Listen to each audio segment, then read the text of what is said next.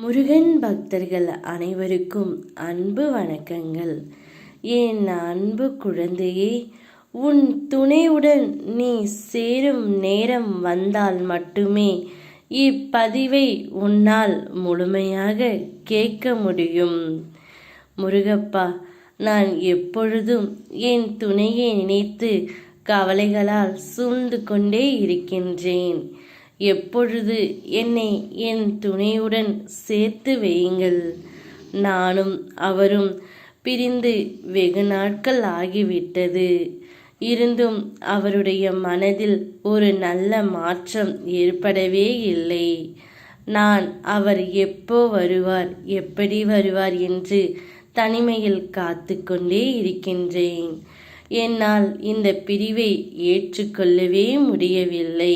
எனக்காக எப்படியாவது என் துணையை என்னுடன் சேர்த்து வைங்கள் அப்பா என்று நீ என்னிடம் மனமுருகி வேண்டினாய் அல்லவா செல்லமே?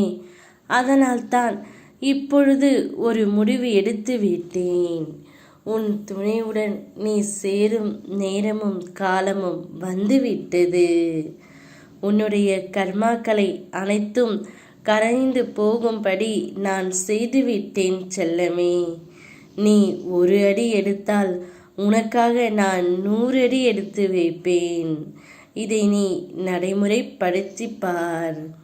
உன்னுடைய பிரச்சனைகள், கவலைகள், ஏமாற்றங்கள், துரோகங்கள் அனைத்துமே விரைவில் தீர்ந்துவிடும்.